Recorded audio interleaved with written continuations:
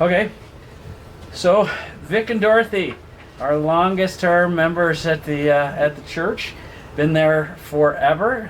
Been there before 50 years. So tell us about your group of people before the two groups came together to form Green Timbers. Tell us about your church. Okay, there was about 12 or 15 families that came from the Kennedy Heights MB Church, and we decided that we wanted to start a mission church in the community. So this church became available. It was a United Church building, and so I wasn't on the board, so I don't know what the arrangements were made for renting this place, but we got a contract for rental for the building, and so we would gather there every Sunday, and we started going there in 1966. Okay, wow. So we were an independent group for 6 years. And we found that we were probably, what should I say? It was a struggle, like we weren't connected to any denomination. So when you're independent, you don't have support from anywhere. Mm-hmm.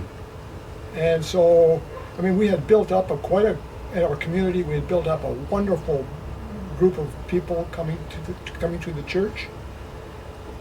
And all of a sudden, there was this Bob Lofgren. He was a contractor. He was a Covenant, from the Covenant denomination. And they had a church in Vancouver, and they were struggling. And they were looking for somewhere out in our neighborhood where we were. Mm-hmm. Like,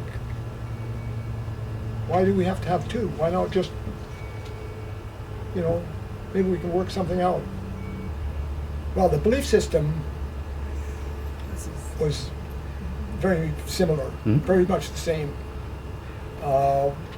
And the mission that we had and they had was the same. What would you say that mission was? To reach out into the community and to... We started out as a Sunday school. Mm-hmm. But we wanted to reach, it was quite a rural community. Yeah. 88th Avenue was just a gravel road. It wasn't a main thoroughfare like it is now.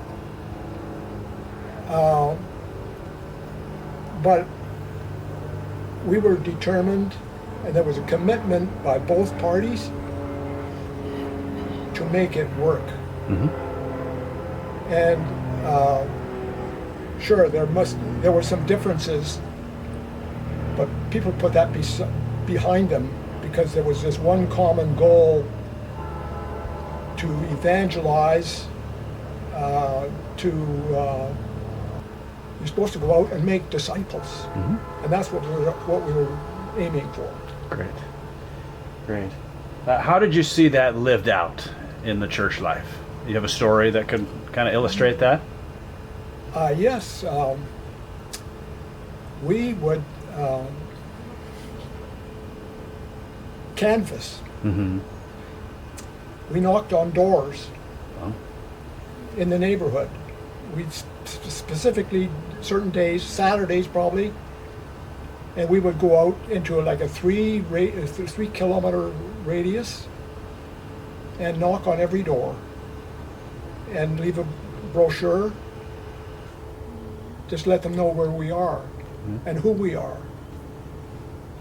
And we got some response, from people. But that was one of the things, now when you talk about people knocking on your door, That doesn't happen. No. You don't even answer the door lots of times because you don't want to be bothered by whoever, you know. So that's why, like I say, it was a totally different time of evangelizing